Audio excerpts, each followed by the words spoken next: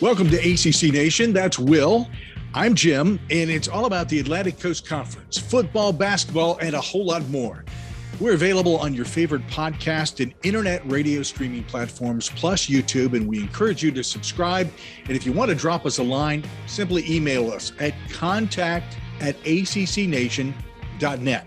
It's contact@accnation.net.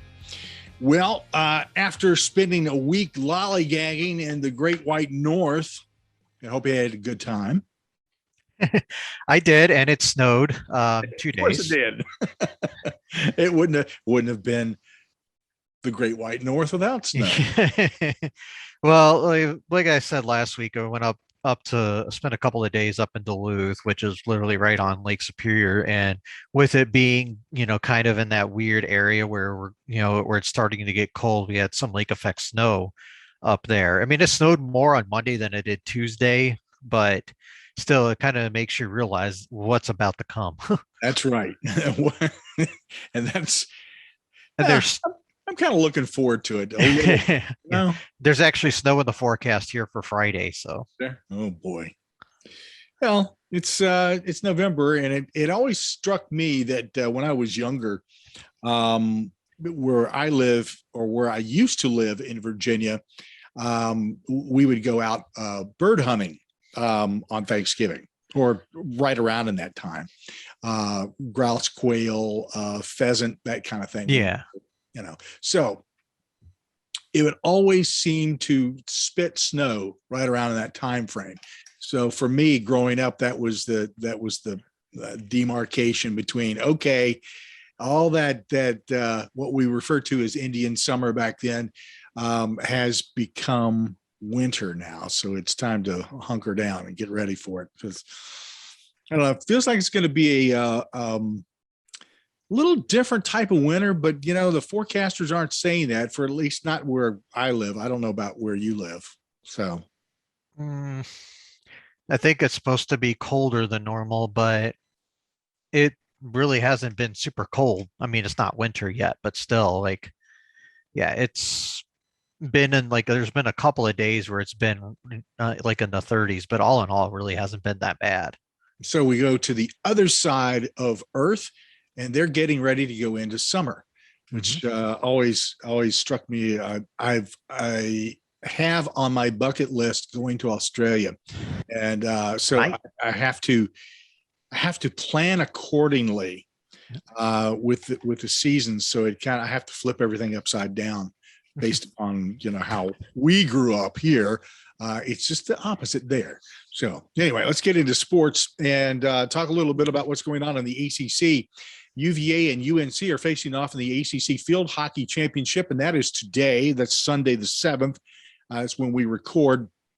Unfortunately, we are recording prior to, so we can watch. Now, in women's soccer, this is another game we're going to be watching. UVA and FSU are battling for the ACC title. That's also today, Sunday the 7th. So 2 big championships that are coming up on Sunday the 7th. We'll find out a little more about those as the week progresses, and we'll have it on the site at accnation.net. Meanwhile, in men's soccer, the quarters are on Sunday. Today, semis come up on Wednesday, and the championship will be on the 14th. NCAA selection of teams for field hockey, soccer, cross-country championships. That's all to come. We'll know more about that. We'll share that with you as we go. The cross-country folks are going to be going into regional activity very soon, and we'll find out who ends up in the national competition for that cross-country championship very soon. Let's get into our top 25 oopsies. Again, Will, does this thing ever slack off at all? I mean, it's like every week, the top 25 teams slip on the banana peel. And let's start at the top here. Purdue, yay, I've got a niece that goes there. Purdue over number 3, Michigan State, 40-29. I could also root for Michigan State because one of my other nieces went there and she's graduated. So I'm throwing them out the window.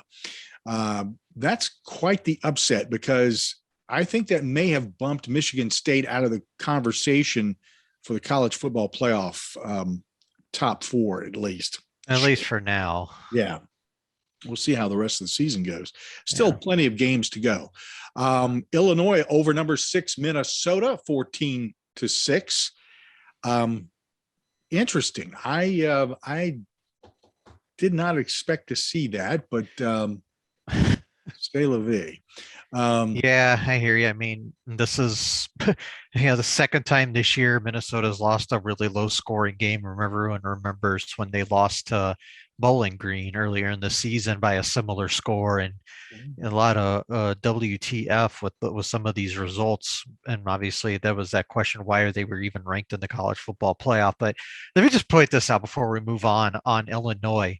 Some of their results so far this season: they lost 13-9 to Purdue. Right. This is not counting like the early, they beat Nebraska, got blown up by Virginia, but these are some of the games. They got 13-9 loss to Purdue, got shut out by Wisconsin, had the 9 overtime game against Penn State that they won, and now won a game 14-6.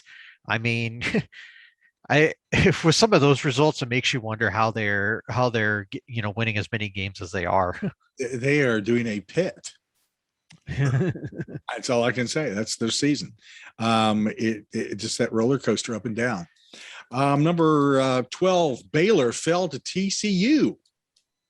That final score there was 30-28. All right. Yeah, I mean, Gary Patterson gets fired, then they go out and win a game. I mean, yeah. How about that? Weird. Wonder why that might be. Wow. This was an interesting game, a very two closely ranked teams out of the SEC, but the score did not, or at least the final score didn't tell you that these teams should have been close. Texas A&M ranked 14 over number 13 Auburn, 20-3. Good win for Jimbo.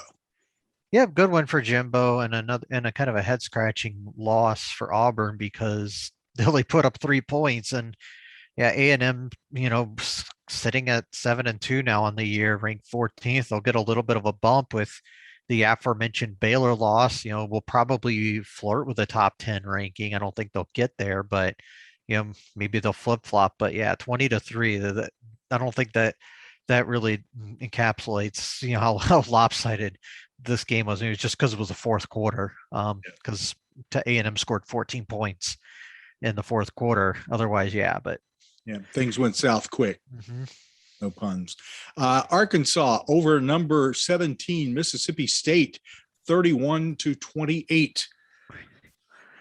Weird. Arkansas we've seen them be capable of jumping up and getting teams throughout the season. And remember, they handled Texas earlier in the year, and come to find out Texas isn't that good. But they've I know, he doesn't buy everything. What Yeah, weird, huh?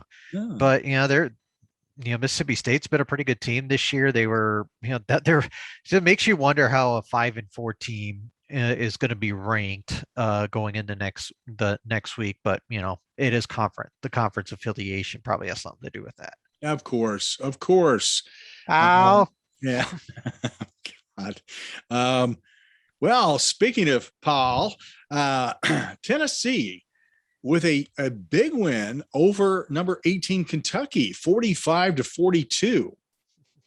Brought up all kinds of conversations about Hendon Hooker and Kentucky being overranked and craziness. Yeah, funny thing is Tennessee was actually favored in this game. I think they were like a point favorite going at kickoff in this game. Yeah. So it's not like it was a huge oopsie. I mean, if you're going off ranking, yeah, definitely. But sure. I ended up watching the end of this game. Kentucky was going down to try to win it, and they were caught in a situation where it was like they either go for a Hail Mary to win, or it was like a 50-something yard field goal, which unless you're Oregon State's kicker, you probably have no chance of making. And they ended up going for the Hail Mary, and it didn't work, or the first down. So it didn't work, but Tennessee is quietly, rebounded from a slow start. They're now 5-4.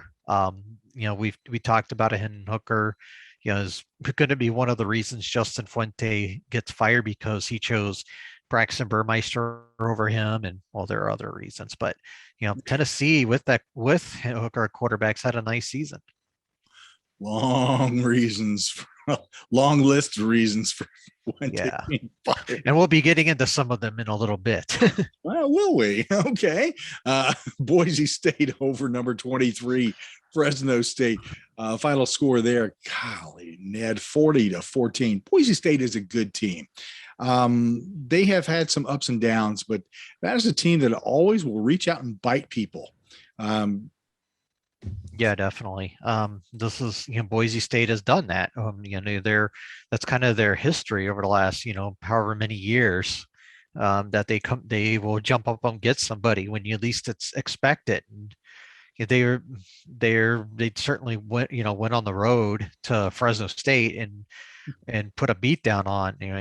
They're 5-4, and the game wasn't really that close. I mean, they scored 17 points in the fourth quarter. Outscored them 17-7, but to get to that 40. But yeah, Fresno or Boise State, looking good again. Looks like they'll be in a bowl again this year.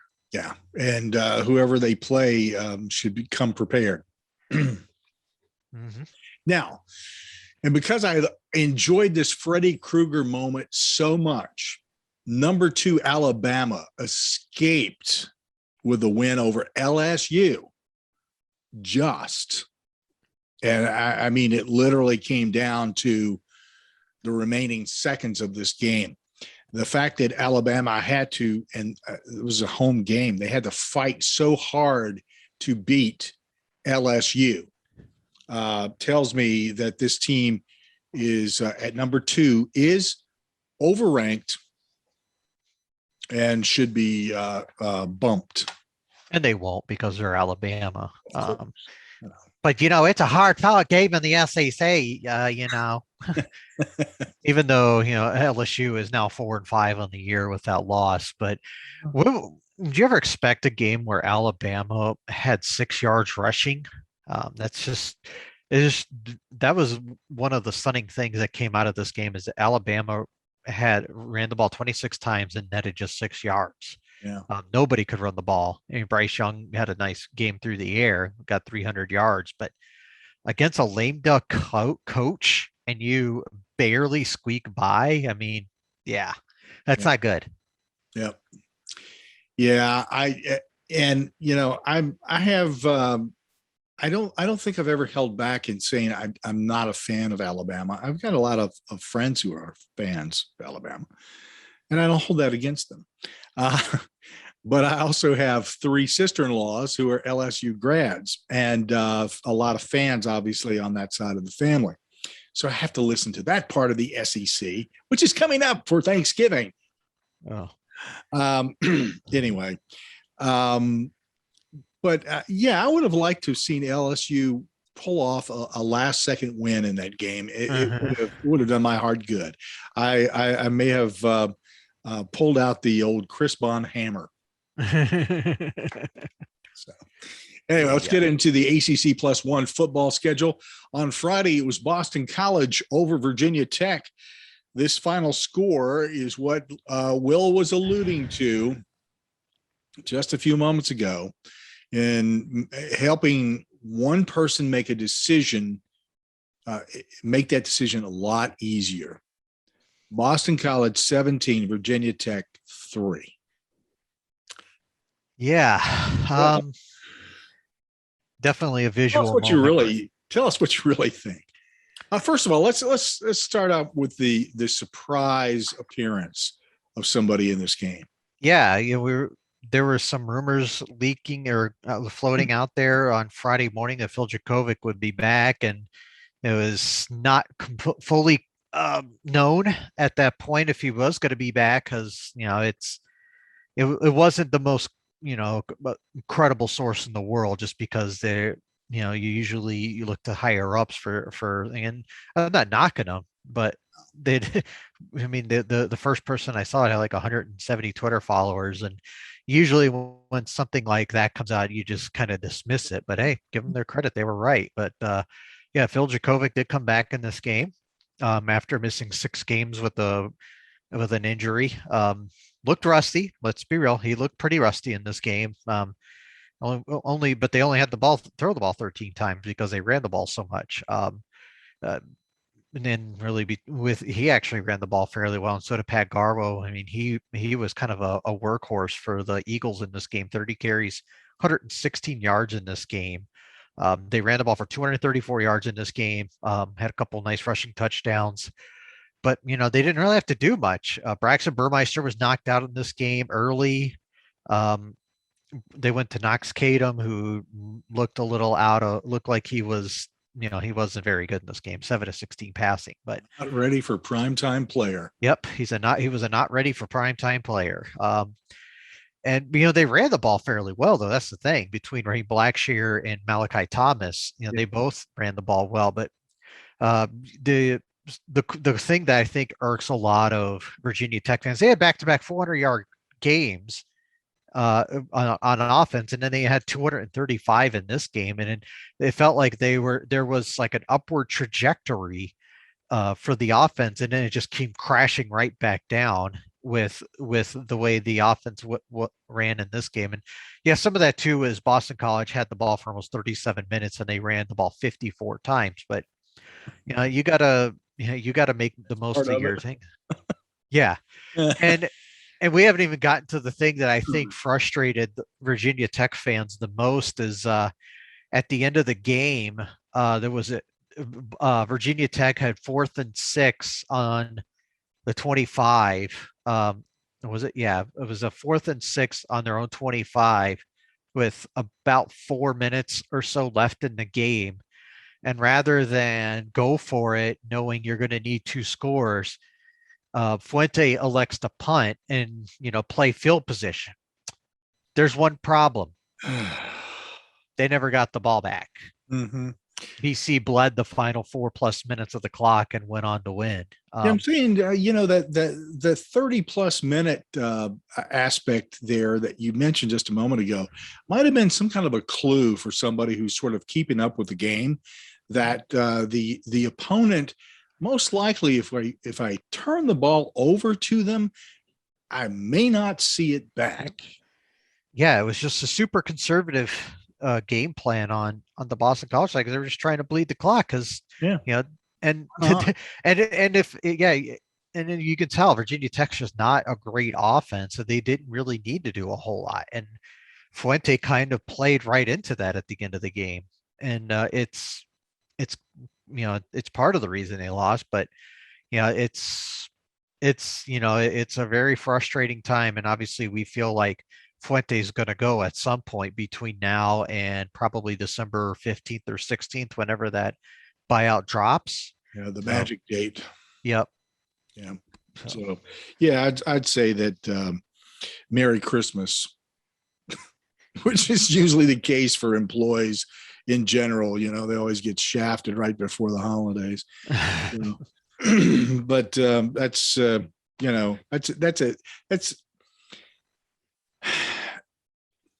that's of his own doing.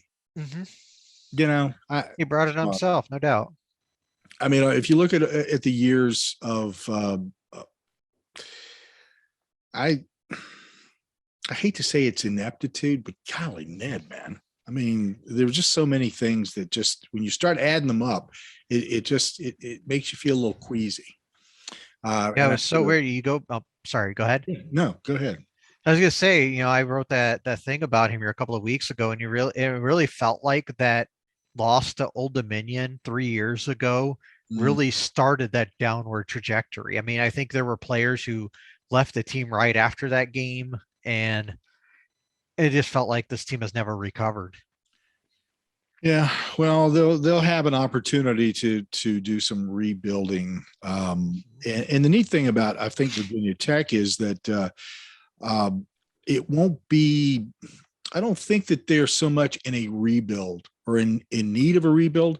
I think that a decent replacement can come in there And if they really work the recruiting trail hard, especially if they do it within the state of Virginia, we'll be able to bring that team back into competitive stature fairly quickly.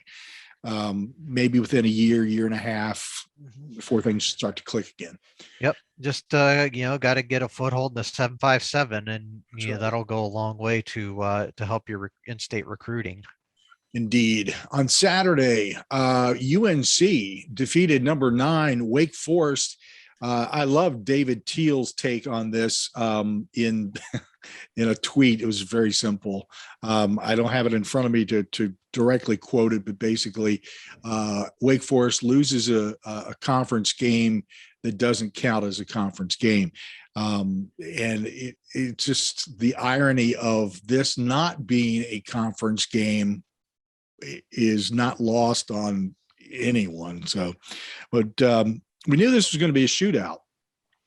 And we also know that Wake Forest has no defense. And it's pretty obvious that neither does North Carolina. 58-55 final score. Wake Forest is going to take a hit over this loss in the CFP rankings, which will, maybe diminish their bowl. Who knows? But I'm not too surprised. I think we all went with our picks. I think we all went with Wake Forest, though. So the exact wording on the tweet you mentioned from David Teal is Wake Forest loses at North Carolina, remains undefeated in ACC. There you go. Yeah. It really says something, huh? Yeah. And, we're not going to go into the details of explaining why that is not a conference game. It's been set up like that a long time ago. It was an option. And and we forget, they had the non-conference game 2 years ago too, that Wake won. I remember that because there was some controversy into that game, but Wake Forest put up 615 yards of offense in a loss here. That's kind of staggering. Yeah. The thing of what kind of led to the loss is Sam Hartman wasn't great. 25 of 51 passing. When you're sub 50%, you're generally not going to win a lot of ball games. Plus, you throw 2 interceptions, and that kind of leads to that. They ran the ball fairly well, 217 yards on the ground, but the key of it is they did not stop UNC's rushing attack. Ty Chandler went over 200 yards rushing. He had 4 touchdowns, so he pulled the Al Bundy and scored 4 touchdowns in one game. Sam Howell had over 100 yards rushing. So as a team, they ran for 330 yards on the ground. We've seen the emergence of Sam Howell as a runner this season, and it's kind of a scary thing, to be honest with you, but when you're not really getting the time to throw and you're obviously having a lot of success on the ground, and Wake has shown they're not very good stopping the run anyway, so you just might as well go just keep running the football as much as possible. I mean, they had 78 plays yesterday and ran the ball 52 times, so that means they ran the ball 2/3 of the time yesterday. So, big win for UNC though. It helps because this is one of those games I didn't expect them to win when I had wrote that they could miss out on a bowl, but I think they're going to get there now. It's a huge win, putting up 58 points and, showing that you do have a lot going on. And to be perfectly honest, they're still not out of the coastal race yet. No, that's a whole mess unto itself that we could spend an eternity talking about. There's so many, no kidding. many what ifs, ands, and buts involving both the Atlantic and the coastal, which is crazy. But it's fun. It's fun to watch and enjoy week after week and seeing what comes up. This next game, number 25 Pitt over Duke, 54-29. When I first had an opportunity to watch this game, Duke was winning, and I was like, "Oh, here we go, here we go." Looking a gift horse in the mouth, Pitt, but they pulled it off. they came back and racked up the scores where it absolutely was needed. I you cannot flirt with disaster, but so many times here, guys, you've got to stop. Oh man, thoughts on this game, Will? Well, what Jim's referring to here, yeah, the final score was 54-29, but Duke was leading this game until about the 4 minute mark of the second quarter. And then Pitt just kind of pulled away from there. But we should also add Gunnar Holmberg got hurt in this game, didn't come back. Don't know exactly what the injury issue is there, but their backup was not very good. And then they tried another quarterback who, he only threw a couple of passes, but yeah, Kenny Pickett looked like a stud again. 416 yards, 3 touchdowns. Pitt had 636 yards of offense. That's just staggering. Jordan Addison, 171 yards receiving. Another stud receiver. But yeah, Pitt continues to hold the lead in the Coastal, but as we just said, they're showing some little cracks in the armor, especially against good passing teams and they're good teams with good offenses. And oh boy, they face North Carolina on Thursday night, so good luck with that. And Virginia, and if Brennan Armstrong's healthy, you might as well set the over under at 100 in that game. Yeah, easily. That'll be a fun both of those games actually, because considering the quarterbacks for both these teams, North Carolina and Virginia, Hal and Armstrong are just going to light up the board, and Pickett will do the same. And I didn't even mention they closed the season with Syracuse, who is one of the better running teams in the league too. That'll be interesting. An interesting matchup. So things could very easily get out of control for Pitt in these last couple of games. So we keep a close eye on that. Miami slips the death grip of Georgia Tech, 33-30. Miami. And I guess we could do the same thing with Georgia Tech 3 times too, because I know some of their fans are just pulling their hair out over Jeff Collins and the performance of Georgia Tech. I still think Georgia Tech is right where they ought to be, and continuing to improve and finding their way. I think at the end of this year, next year, I think is their year to say, okay, Jeff, if you're not delivering some decent performance next year, then we need to have a talk. I don't think this year is the year to do that, even though people are impatient. Georgia Tech. Marcia. Beetlejuice. No. It's showtime. So yeah, this ended up being a pretty competitive game.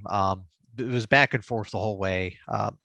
Really says something when Miami puts up 563 yards of offense, outgains Georgia Tech by 200 and only wins by 3. But that was because they turned the ball over 3 times. All 3 were fumbles.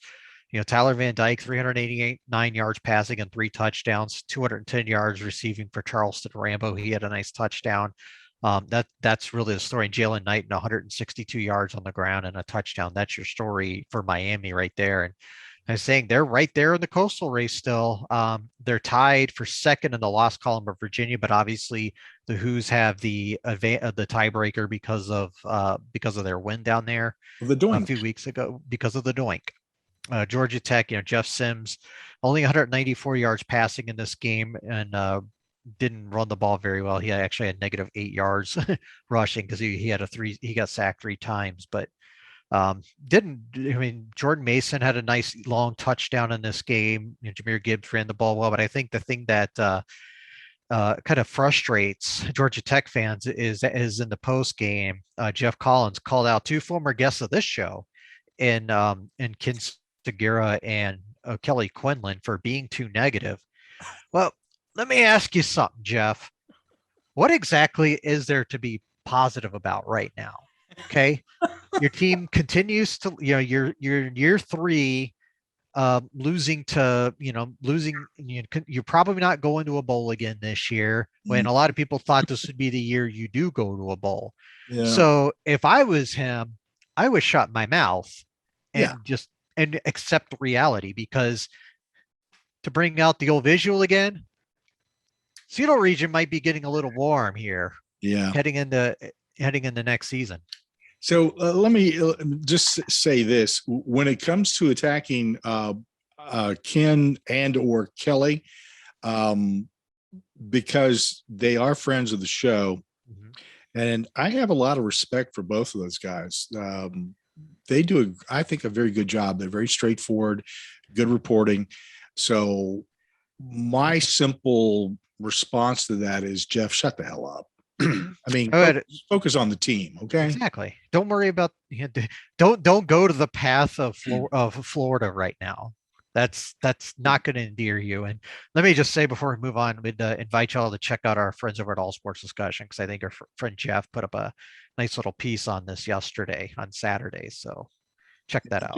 Jeff is a big GT fan. He's a big Georgia Tech fan, so he definitely understands the situation better than us. But yeah, he is very frustrated, and rightfully so. So he's probably way ahead of the curve when it comes. To putting up no doubt stuff. So no doubt.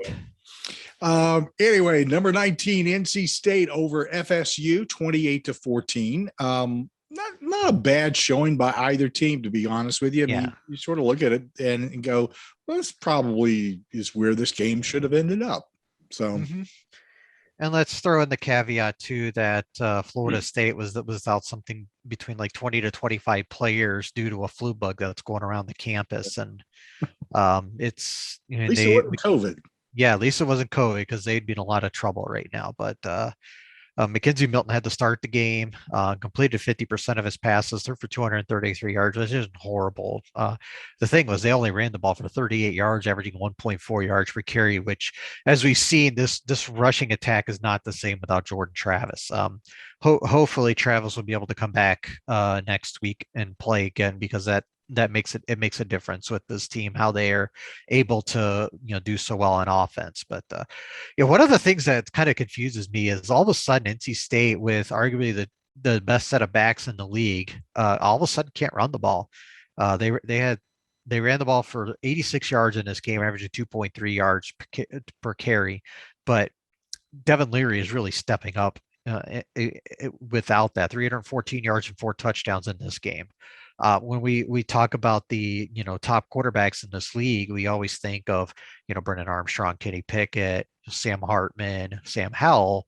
Devin Leary needs to be there too. He has put up some really strong performances for the Wolfpack these last few weeks, and definitely needs to garner some attention. Very impressive quarterback, and you're right. He does. He needs more accolades than obviously have been coming his way. Here's the one thing I will say, I think about NC State in the running game in that particular instance. And this is kind of a generalized statement, so take it for what it's worth. Sometimes it's not worth anything. In this instance, I think it may have it may be something to think about. And it not only applies to NC State, it applies to basically every team. You find yourself putting together a plan of your offense, and you run a certain set of plays, and it becomes very apparent to your opponents as more and more time goes on how to fight that. So if you're not shifting a little bit from time to time and showing a little bit of a different scheme of that offensive plan overall, people can view the tape and say, okay, this is where we can shut them down and how we can shut them down. And Clemson is a good example of that. So I think what happens here is NC State's running game. There's a degree of predictability for me. I don't sit and study their film. I can't do that. I just don't have the time. Right. With all the teams that we look at. And our daily jobs. Exactly. So here's the thing: when I do look at a game and I watch a team, if I see something that's repetitive, and I've had that week away from them, and then I see it again and I see it again, then it becomes very easy for me to sit there as an armchair quarterback and go, here's what's going to happen next, and here's where it's going, and here's how you can stop it. Well, don't think that the guys that are sitting there looking at all this video and saying, okay, this is what they do consistently, this is how they change things up. You become people are creatures of habit, and that includes offensive coordinators who are calling these plays. They do the same things over and over and over and over again, and it becomes very easy to read. So if you don't change things up weekly, give people different looks, try out different things, see how that works, throw your opponents off, not only the opponent that week, but the opponent the week after, the week after, the week after. I think that's part of the issue there at NC State and a couple of other teams that I could point to that are doing the same thing week after week. It doesn't take that much to change things up from week to week, to be honest with you. I just think that we're creatures of habit. It's just the way things happen sometimes. North Dakota, here I go again. I'm really going to have to just type this out, Notre Dame, or just put the Irish. I think I'm doing this on purpose, to be honest with you. They roll Navy 34-6, and God help me if I have to read another headline that says Notre Dame torpedoes Navy. Gee whiz, man. What did you go back to the 1920s to find that headline? Anyway, not an unexpected finish there for the Irish. The Middies are not much of a team. 34-6. That's somewhere where you ought to be. Yeah, like you said, Navy is down from what they have been, and the result shouldn't be a big surprise. Notre Dame was a heavy favorite in this game. They came out and proved it. Jack Cohn had a pretty good game, 269 yards passing on 23 of 29. Kyron Williams had 95 yards on the ground. Notre Dame averaging just under 5 yards per carry at 150 yards on the ground. It's kind of like what they kind of the outcome they needed to get ready for next week and Virginia, assuming Brennan Armstrong plays. We still don't know that yet. I know there was an interview, I believe, that came out on Twitter yesterday with someone who he was doing an appearance because of in name, image, and likeness, and he said he was doing a lot better, but no messing around with rib injuries, whether it's cracked or whatever. We just don't know, but we'll find out this week, and hopefully he'll be able to play against Notre Dame, because that's going to be another big spotlight game with it being in Charlottesville on ESPN. That's right. Or not ESPN, ABC. Oh, ABC on Saturday night. Exactly, ABC. Right. Yeah, that should be a very big game. And from a television standpoint, Notre Dame does pull a huge audience because they have a lot of people who follow the team, alumni, et cetera. As a matter of fact, I was looking at those numbers just about a week or two ago. I actually was looking at where the clusters of Notre Dame fans are, and it's staggering. If you look at a map of the U.S., how spread out throughout the United States they are in places that you would not even imagine, where that is the predominant fandom. Mm-hmm. And so that it brings in a lot of eyes. And so ABC said, yeah, that's not going on ESPN. We're going to put it on the big cheese. That's right. We're going for it. Anyway, it should be a fun game to watch. Clemson eludes Louisville 30-24. And I'm saying eludes because Clemson came out of this by the hair of their chinny chin. We're not talking about my chin either. No, more mine compared. Yeah, a lot closer to yours compared to mine. Yes. Yeah, this one went right down literally to the end, and Louisville had first and goal with less than a minute to go. It was let me find the situation here. It was first and goal on the 2 with a minute and 1 second left, and they failed to score. because there was a no gain on first down, a loss of 3 on second down, a gain basically gaining that back on third down, and then a sack on fourth down. Very questionable play calling at the end of the game. I think they should have. I think they should have tried throw more. And I know. I think it came out after the game. Satterfield said Cunningham did try to throw, but nobody was open. But you gotta be a little more smarter than that, especially with the game on the line. Try to force. I mean, you might as well try to force something or throw it away or something to that effect. Yeah. What else can we say about that game? Um, Over don't feel 220 yards passing. don't feel like Clemson has progressed that much this year.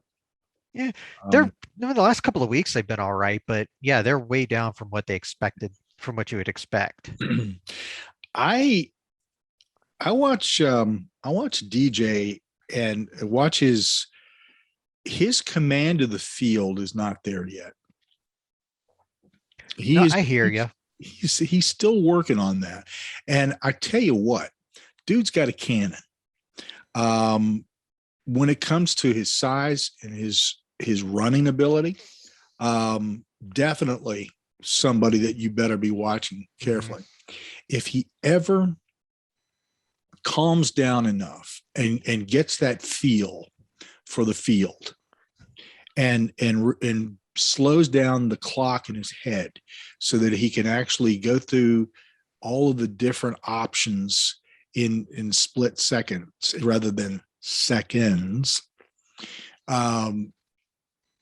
he's going to be a real threat. And I hate to I'd hate to see him go by the wayside. I think he is a uniquely talented guy, and I want to see him succeed. I want to see what he can do when he's operating properly. Yeah, and let's keep in mind he's a redshirt freshman, so Yeah, he's got a lot of development left in him. yeah, he's got learning to do, and I think that I think they stick with that, and he comes rolling out next year, and it's a whole different Clemson picture. So it'll be back to the old Clemson. But I think at the same time, there'll also be a lot of other teams in the ACC next year that will still be competitive. And it won't be as much of an easy ride for Clemson. And I think this may be the emergence of the ACC. We'll see. I have that hope year after year.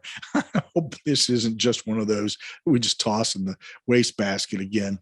Hey, lots of football to talk about, obviously, but you guys who are fans, men and women who are fans of basketball, it begins Tuesday with the biggest matchup coming in the Champions Classic in New York between number 9 Duke and number 10 Kentucky.